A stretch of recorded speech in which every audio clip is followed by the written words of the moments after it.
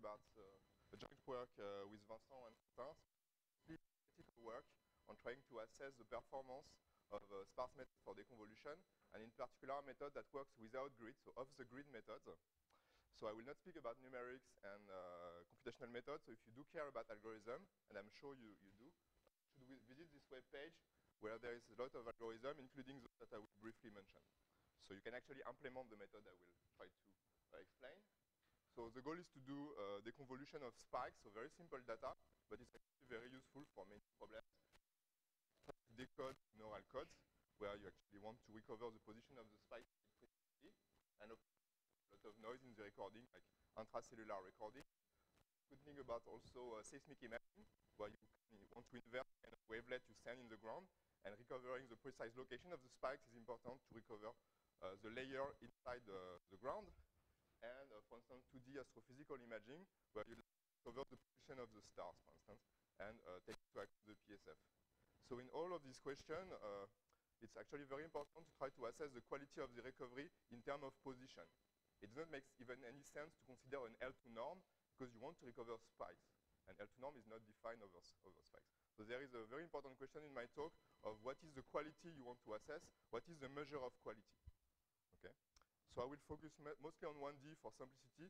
The theorem I will state are actually valid in any dimension. Okay? So the setup will be that we want to model the problem using measures. So I will focus on the torus for simplicity, so just an interval, compact interval, which is a way to represent mass if you want. And this can include, of course, some kind of density here, but you could also have Diracs. And Diracs is important because spikes or very peak data will be modeled as Dirac. Okay? So of course, what you'd like to focus on and to actually recover at the end of the day is this kind of measure, which are so-called discrete measure, which are parameterized basically by 2n information, the amount of mass. And of course, the most difficult part actually is to recover the position. Okay, the position is the complicated and tricky part. And it's the most important part because if you think about neural spikes, it's important for the neural code to recover the position. Okay, so here we'll focus on linear measurement. So phi will be my linear measurement matrix. And you can think of this as being an integral operator, okay, that computes the correlation between your spikes or your arbitrary measure and some kernel. So for instance, and the key hypothesis is that the kernel needs to be, okay, for instance, it can be Fourier measurement. Fourier measurement is just correlating your measure against sinusoid. Okay, and if you record a small number of Fourier measurement, low pass Fourier measurement, it's equivalent to doing a filtering.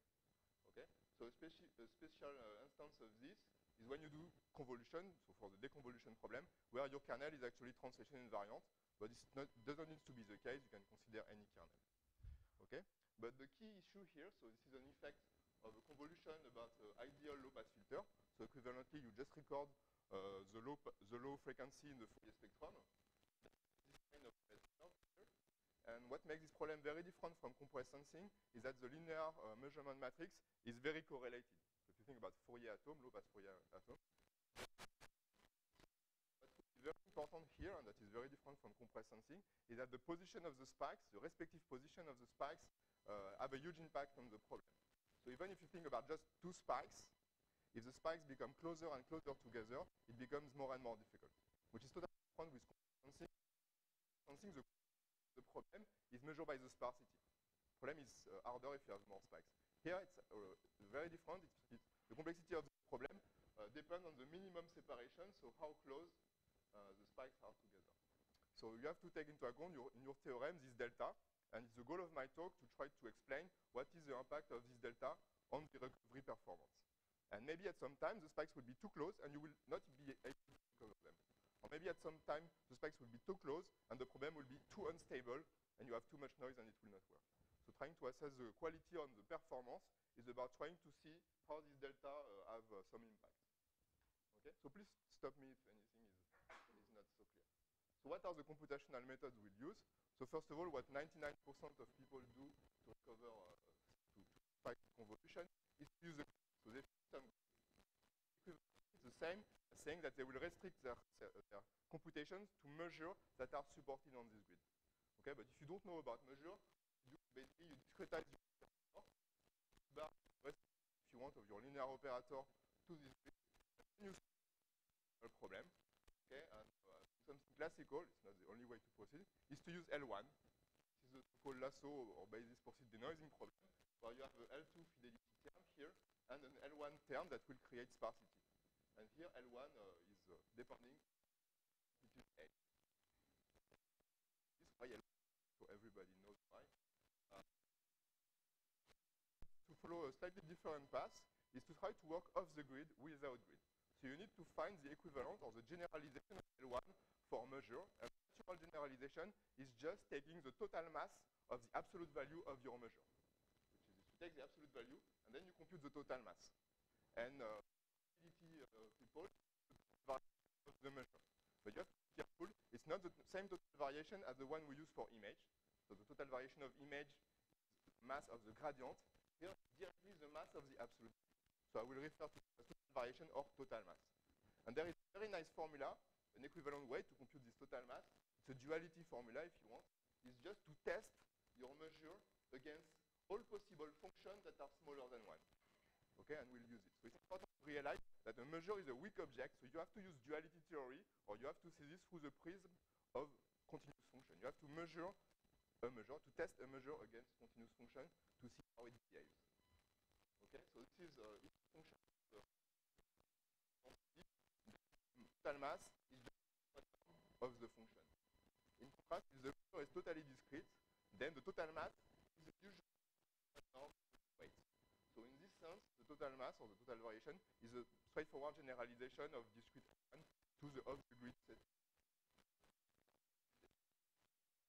So now what we'll do is solve the lasso problem, but instead of considering a grid, we'll do this directly over a measure. So this is the same fidelity plus the total mass.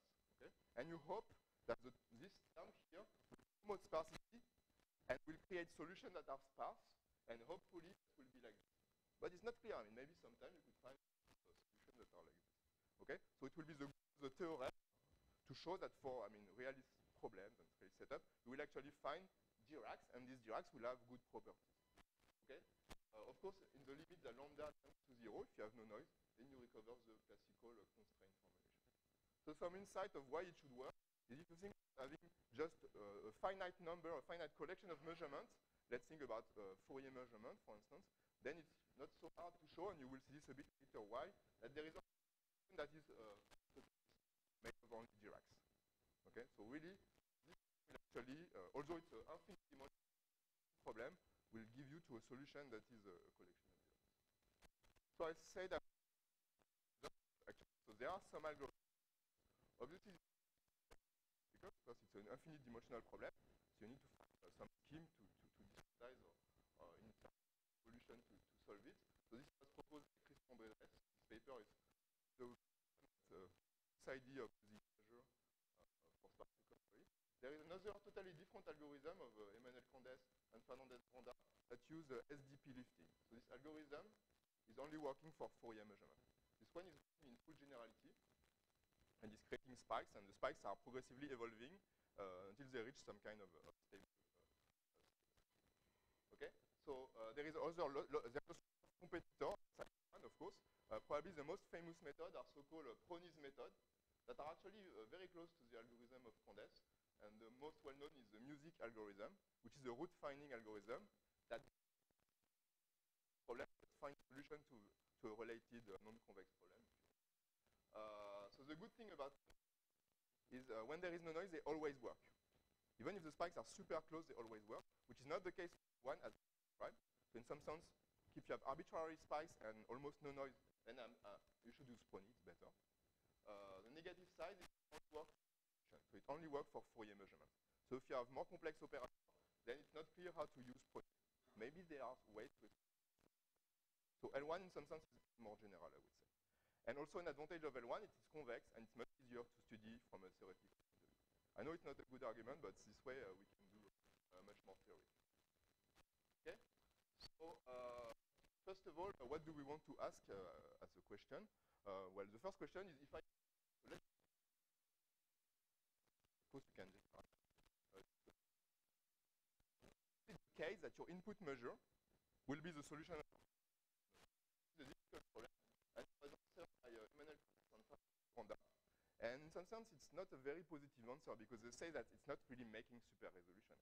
What they say is if your spikes are well separated, if they are not too close, and the answer is slightly above the Rayleigh limit, so the Rayleigh limit is 1 over the cutoff frequency, so it's the bandwidth of your image.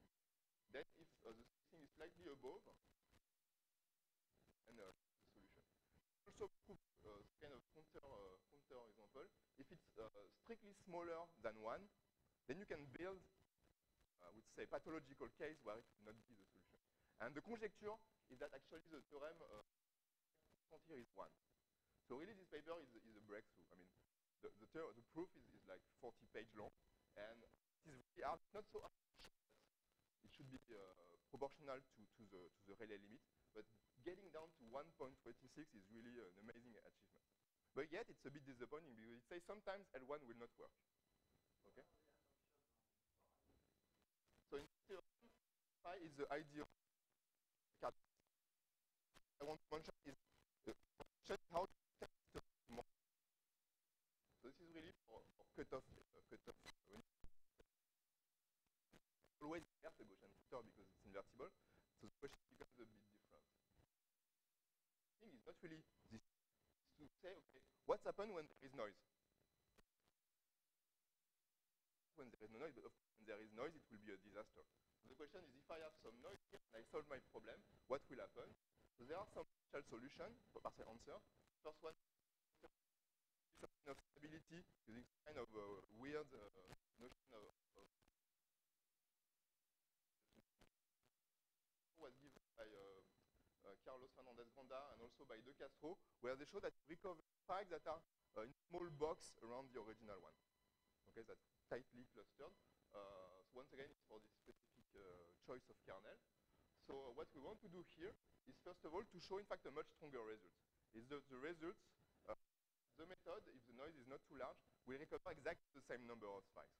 So not only the spikes will cluster around the true spikes, but because you don't put any grids, okay, they can be actually arbitrarily close to the original one. And also we want to generalize this to our kernel, Gaussian kernel. Bullet is that in some cases actually resolution. So in the case of positive spikes. So in the case of positive spikes, we'll show that you can actually arbitrarily close spikes. You can actually exactly measure the amount of super resolution or noise resiliency of the method. All right? So how do you do this? So the general recipe when you want to study performance of optimization problem or stability to noise is to study what is called the dual problem. So for those who don't know anything about stability, to explain this in a single slide, and you will see it's fairly simple. So this is the so-called primal problem. Okay? So what you do is basically you introduce a dual variable by describing the total mass possible function, so the function, smaller than 1 in absolute value. Okay? And then I guess everybody knows what you should do to obtain some kind of a dual problem. So first of all, before doing this, and it will be useful for later, if you look at inside you found the optimality condition, that 0 should be in the subdifferential. So saying that it should be okay. You see that the M should be orthogonal to the constraint. M in some sense should be a Lagrange multiplier. So Lagrange multiplier is always orthogonal to the constraint. So another way to say this is that it should be in the subdifferential of the oscillator of the constraint. So we'll come back to this. Just keep this somewhere in your head. Now what you do is you exchange the sup and the mean, of course. So you have some condition to check, but it's okay here. And you obtain this problem. And this problem is fairly simple because you quadratic optimization. So it's obvious to see what will happen. And you discover a very nice relationship. It's not a continuous function. The transpose. So if you think about the Fourier transform, well, this means that eta, this continuous function, should be a trigonometric polynomial. Very precise class of functions.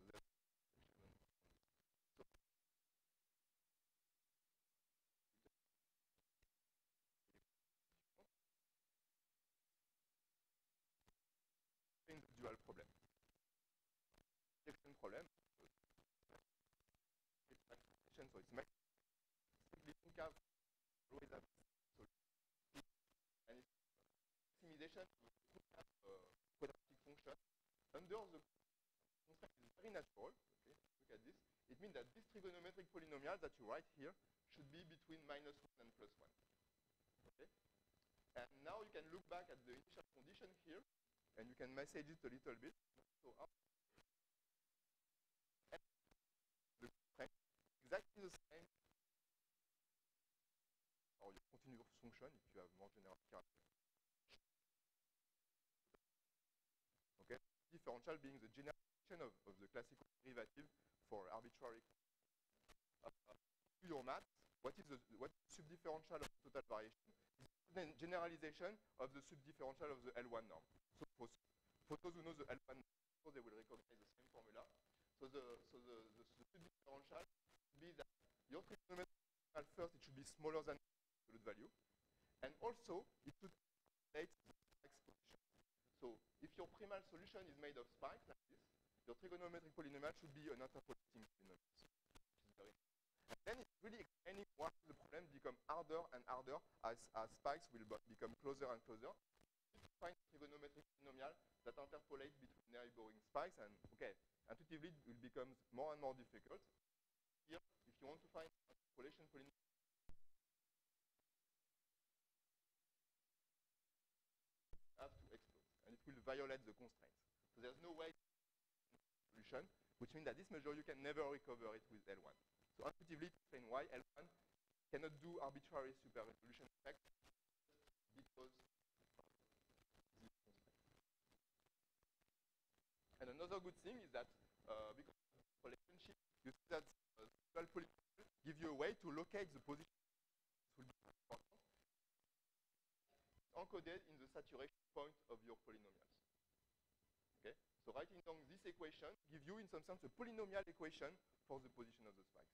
So if someone very clever give me the solution or an algorithm, and it's exactly the idea of Emmanuel, then you can recover the spike's position by looking at the root of this polynomial. Okay? So there's a tight relationship between these two. So now what you do, it's very classical when you look at activity of inverse problem. You look at what happens when the noise drops to 0 and when lambda drops to 0, and you have to compute the limit problem. You use the property of this limit.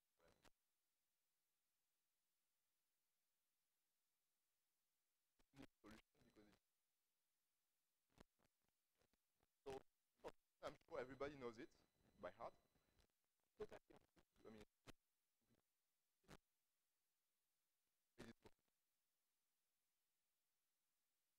now you can do a problem, this limit problem. So you do the same as before. I skip the details, but exactly the same computation.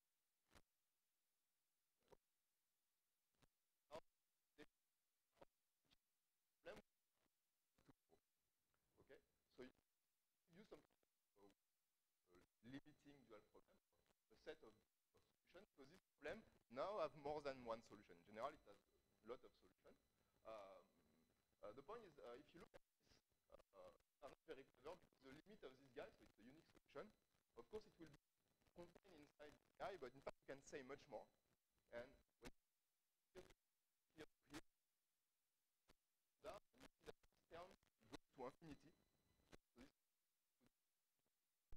So if you want to be a bit more clever here, when you look at the problem, is to divide this quantity by lambda.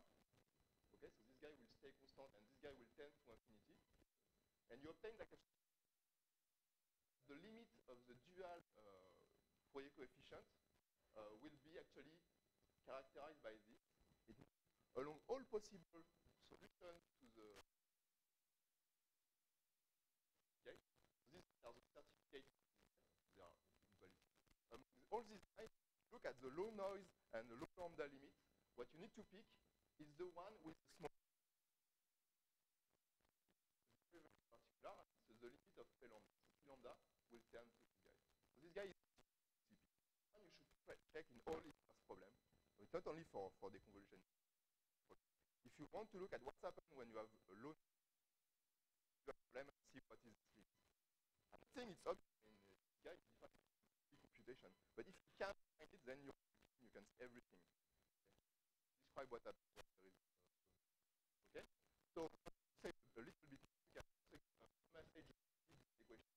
Discover that actually the limit dual problem is just as before, is actually the set of trigonometric polynomials if any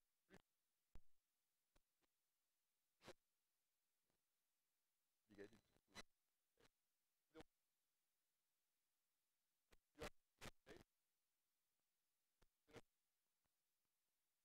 to interpolate the sign the sign smaller than. So this is for this guy. Sometimes I call it the asymptotic. The asymptotic polynomial, or in more general, the continuous function in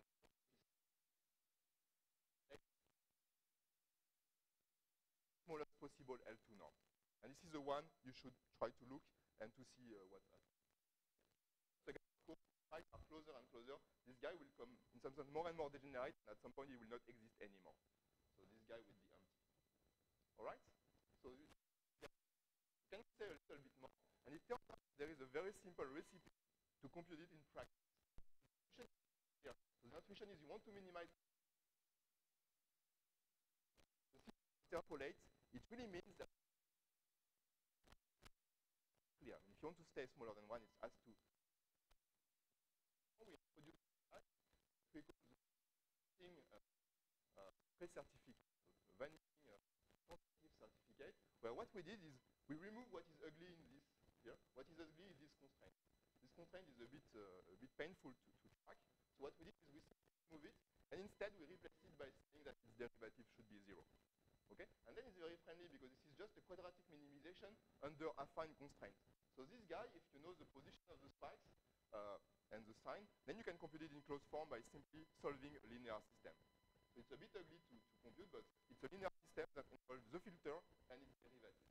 So this way you can plot all the nice functions that we display are just computing through this formula. But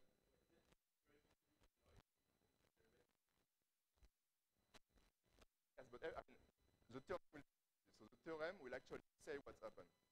And I will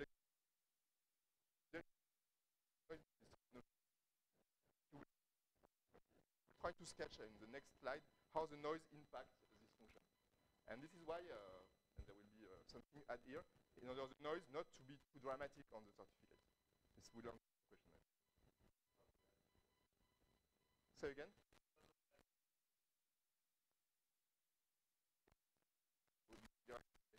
But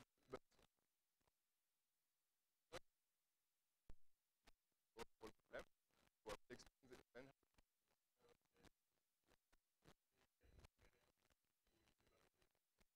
No.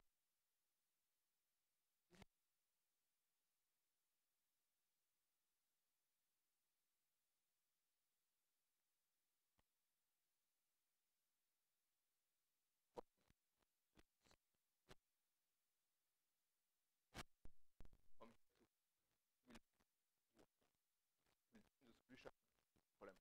So of course, take lambda that this noise is cancelled. But this is the theorem I will explain. So yes.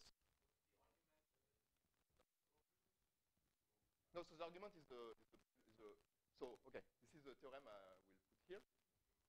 So it will probably answer your question. The same. Okay. For now, this is sorry. Oops, sorry. This is true. Not anymore sure that it's overshoot, right? I'm not anymore sure that it doesn't overshoot. And for this, we need a little bit more. But this would actually be a very, very intuitive and that you need to impose for the frame. You need your certificate.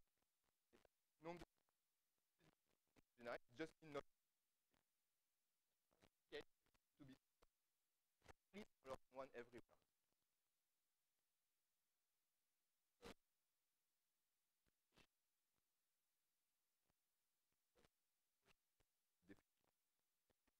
Right? If it doesn't go above 1 out. This condition that we will need for the frame to be stable to noise. So this condition will ensure that if you have noise, the certificate will not go to phase. And the very nice theorem is very sometimes if the constraints are not saturating, so actually mean that guys are actually equal. So the trend is that if guys close form, you know, the position on the generated ranking actually certificate and is equality to the one you want to compute. And the second one is very simple. It's just that the constraints are not saturating. They are, I mean, you can just drop the constraint basically. So it's very nice because you will see in the next theorem that what you need to check for the theorem to be valid is that the asymptotic certificate is non-degenerate. If you proxy to check this, you just check whether this guy is non-degenerate.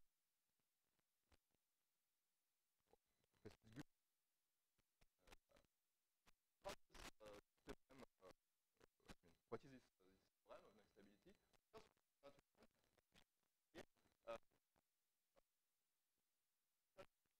To your Lagrange problem, to your relaxed problem, and the noise tends to 0 and this asymptotic certificate.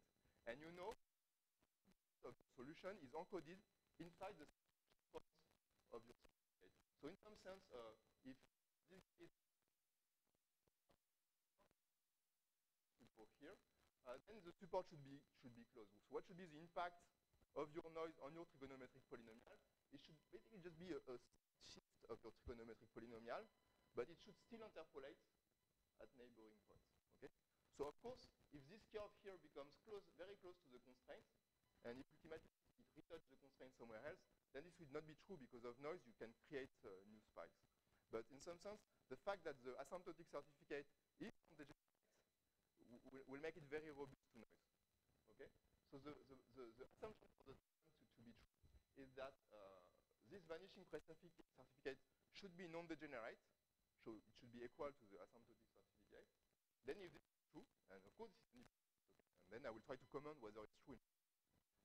If this hypothesis, abstract hypothesis, is true, it will be, it is not too large, and I will comment on this signal-to-noise ratio, which is very tight actually. Then the solution to your problem will be unique, which is not obvious. It will be unique. It will be the same spike as your input measure, and the position to the as noise. And not too large. If the noise is large, you will kill some of the small Diracs. So you need the noise to be smaller than the amplitude of the signal. Or you cannot recover some spikes if they are below the noise level. And the parameter proportional to the noise level, which is the usual assumption you see in if the noise is below you recover the same number of spikes and they are close. Okay, and this is some picture. I'm not sure it's really helpful. So basically, what you need to assert is this condition. Is it true in practice? Is it for the problem you want to solve? Well, it's not obvious. So I try to comment on this. And this Condès theorem, meaning that if the spikes are two spikes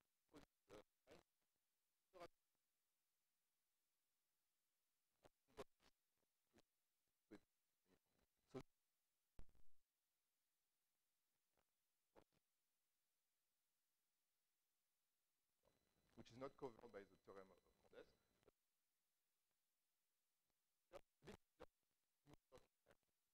It will still overshoot. Okay? And there is actually a which we found it's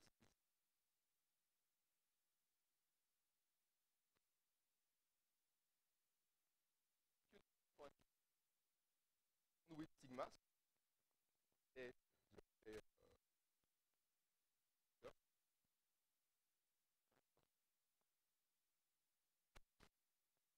Lay limit, then actually simple. It is not sharp. Okay. The proof they make give you a very, very bad constant like 10 or so. So it's totally clear whether you could go and be as precise as Condès, because the reason that why Condès was able to have a very sharp constant is he didn't use this vanishing precertificate. He used another formula for his precertificate, which doesn't describe anything when the noise is small. So if you want to reduce the proof of Condès in this setting, you're more than welcome. Honestly, it's very hard. But if you don't care about having sharp constants, in practice we see that the constant is sharp, is 1 also. You have this. You can apply our theorem. The spikes are not too close. Yes? it works. So for this theorem, no, I think the proof is working in any dimension. It's just they very crudely bound the correlation, so it's not related to any dimension. If you want to go to smaller constant, I think Candace's proof is really, exploiting a lot the 1D case. I'm not so sure they're, no, I think it's only 1D. For having a constant equal to 1. This theorem, everything that I say works in arbitrary dimension. You just need to replace that the second derivative is non-zero by saying that the Hessian is negative. But it's the same.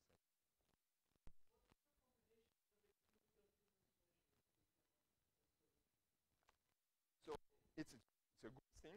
If you have a Gaussian filter, nothing prevents it.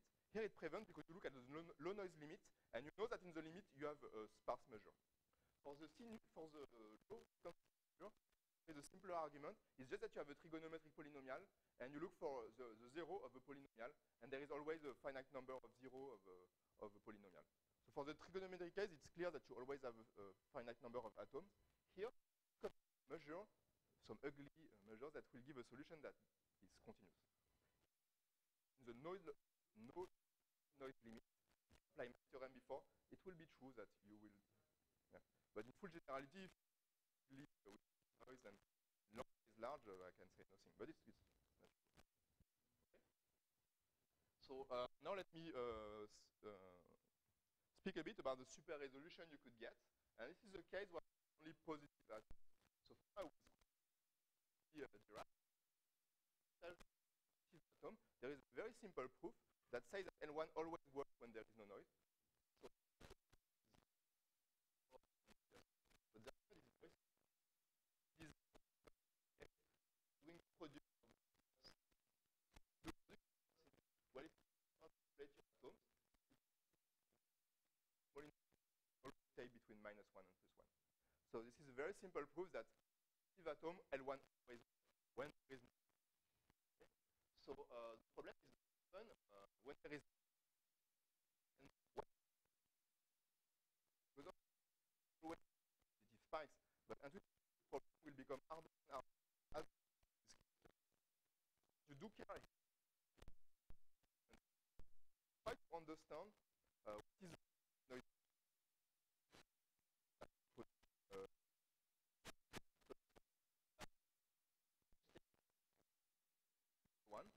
They prove very similar theorems that what we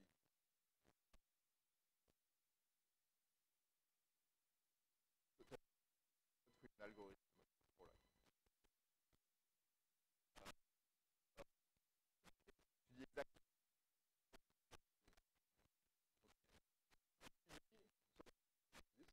what you need to do is to look at what happens to these vanishing certificates when the spikes closer.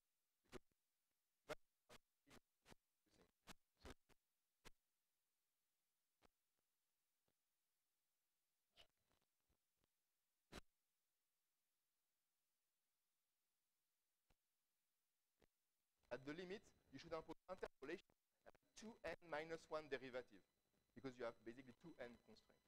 Okay? That's very simple to check. Computation. Super vanishing or whatever.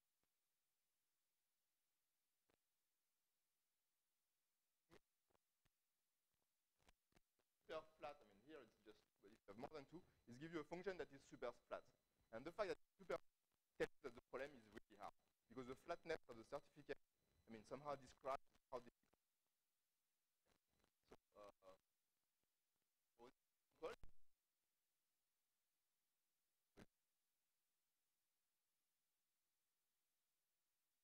the flatness that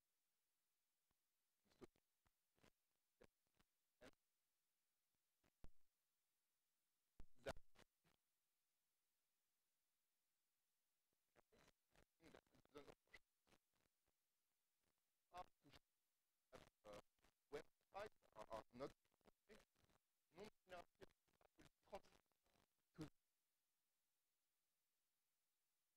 to the fact that the limit non-linear will be to what happens when the spike is not too large. What you really need to compute spikes that are collapsing is everything. And it's not so hard to compute. Okay? It's just solving basically them. To give you this theorem, we put the So it's very difficult, but more than 6 months to actually do the proof and to compute exactly the constant involved. It's exactly the same as eta v by eta w. So if eta w is non-degenerate, and if there is some signal-to-noise ratio that is respected, and I will comment on this, then it will be your problem. The spikes are not too far away, the noise is not too large, and lambda is well selected, will be unique first, made only of Dirac, so this is, not obvious from start. And that it will have the same number of Dirac as, and that the position and the amplitude will converge to zero. Because now the spike what is exactly the scaling of signal to noise. So noise needs to be small. It needs to be super small.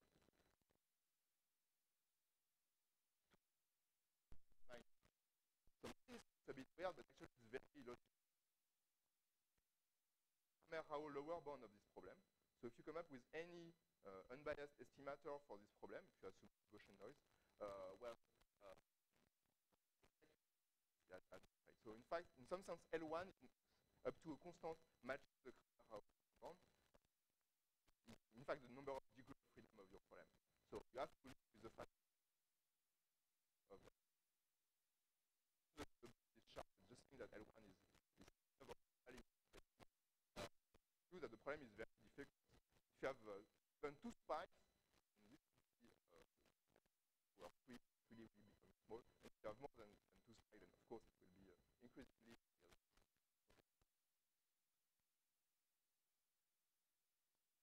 specs this noise. So if you want to superate the spike that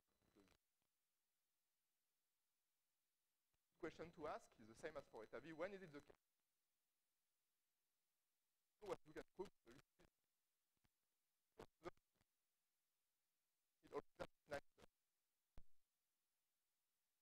all its derivatives are vanishing, and the only derivative that is not so it goes in the correct direction.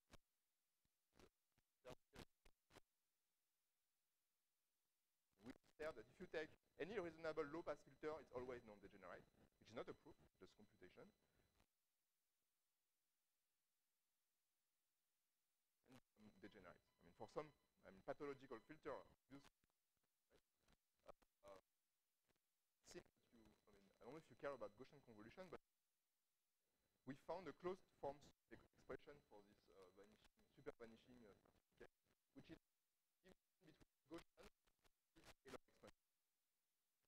Always above its Taylor expansion, then this is always smaller than 1. For the Gaussian,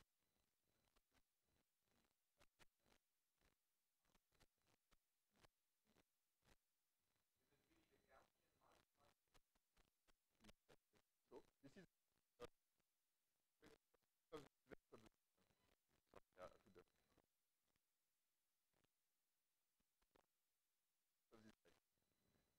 okay, maybe because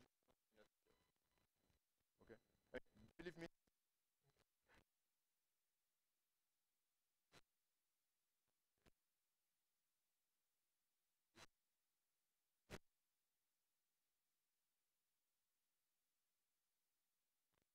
Filter like for the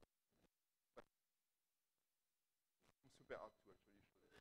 But numerically it seems to work. So it means that this case stable of the spikes.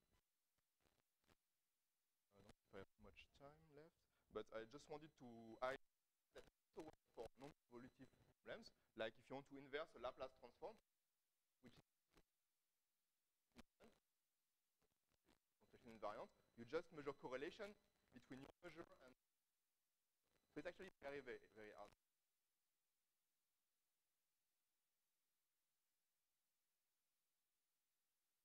Decay of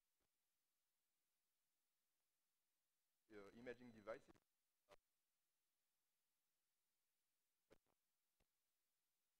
This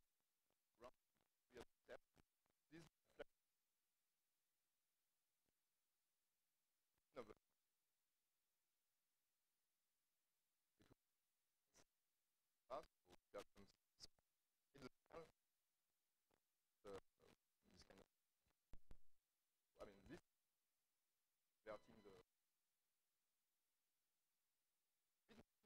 it's non-convolutive, so it means that this depends on the data clusters. If they cluster near zero, it will not be the same as if they cluster far away. And of course, if they cluster far away, it will be more difficult. So for this kind of device, you can do the computation. It's a bit tedious. The computation. Asymptotic solve.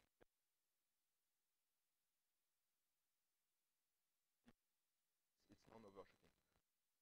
This device, it seems to be the case that L1 is stable, even if you have, of course, what will be unstable. So, first of all, I think the first thing is that the sparsity not with convolutive coherent device, then you have to take care of performance you want to use, and it doesn't make any sense to use L2. So, difference between probability distribution, it's just saying, okay, in some cases it's actually obvious to just look at the position of the stars and you can do a theorem with it. You can find out different kind of measures.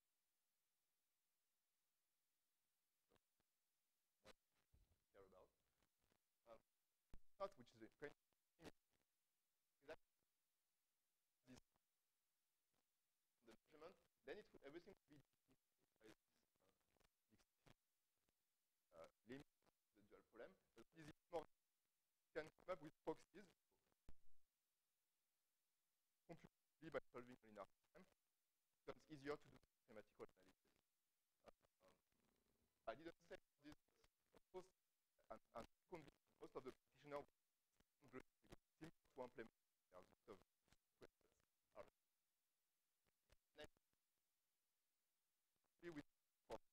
setting can have an impact of what happened on the grid. And the intuition is here is if you have no grid, then grid impact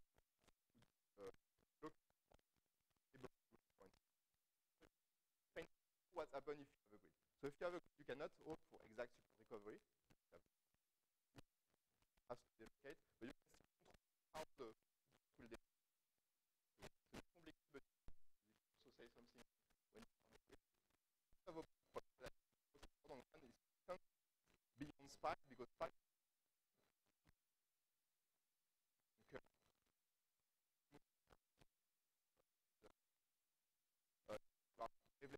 about curve and whatever you name it, to extend the theorem to images you from for instance dimensional object, and if doing this for V is very hard. We have a preliminary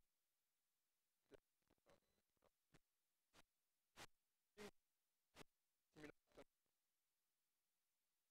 okay. And I think it's an open problem. Okay, thanks for your attention.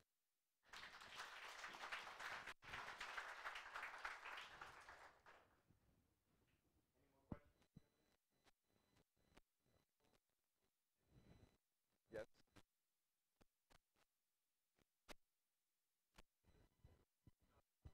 So the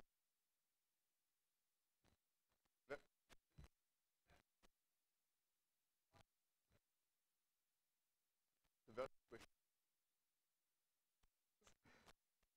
question is D, because if you want to have to look at in which direction the spikes they work in any dimension you have to look at W.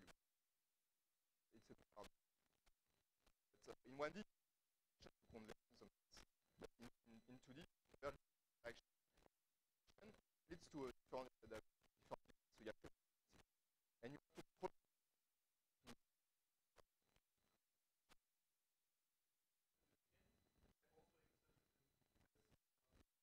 yeah.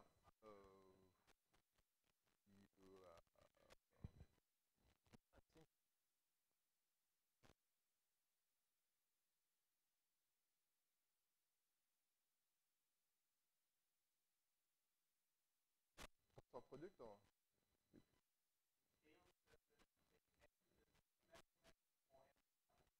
yeah, but this so that, I mean I'm not sure how they did this, but they just do Cartesian product of this guy, which is, I think it's far suboptimal.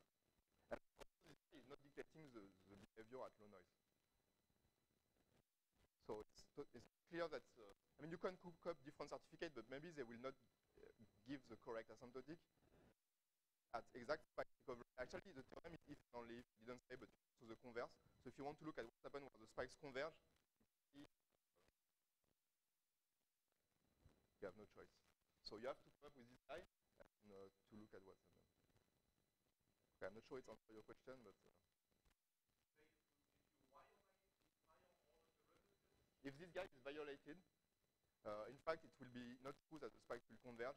It will, when you add even a very tiny noise, it will create several spikes, whatever the amount of noise. So it's almost if and only if.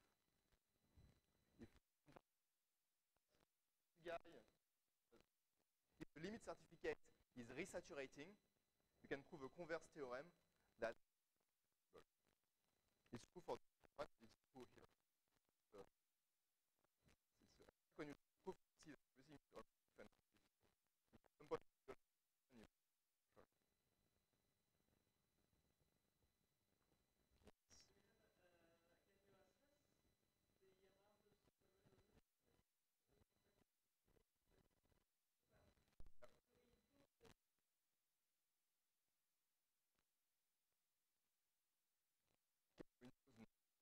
We don't impose.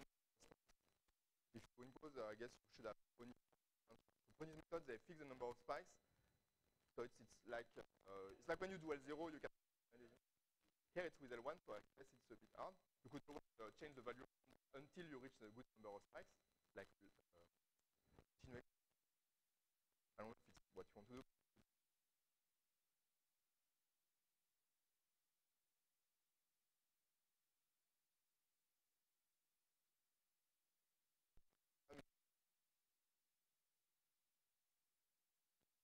You can with just two spikes, okay? In fact, two spikes go to 0.5 and we put this to the when like and when 4 spikes can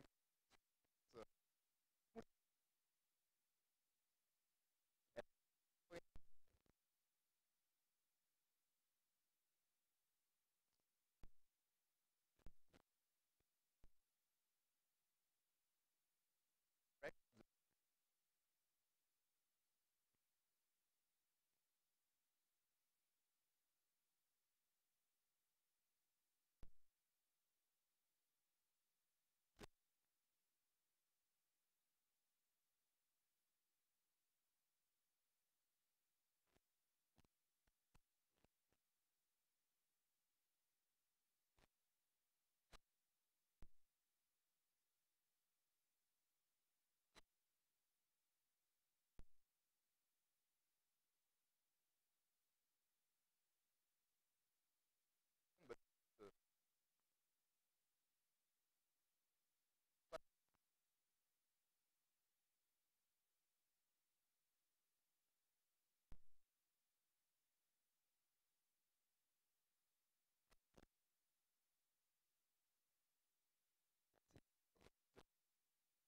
width.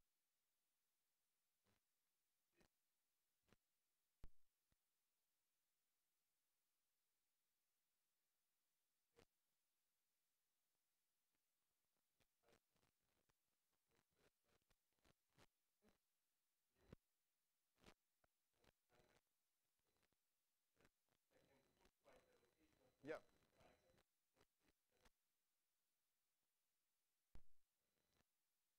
Not only, first of all, it's not Emmanuel's method, it's older than this. For instance, I would credit Christian Brediès, and Emmanuel did an algorithm for this, which is the SDP programming.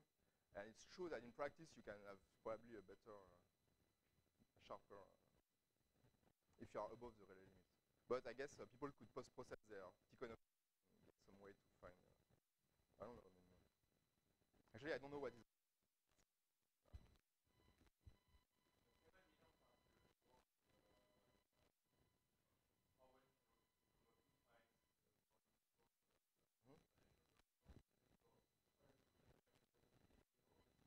For two spikes, I think not optimal. It's exactly what I wanted to say. Is if you have two spikes in opposite direction, then one will break the limit, whether on music or rhythm, it can go up to 0. One is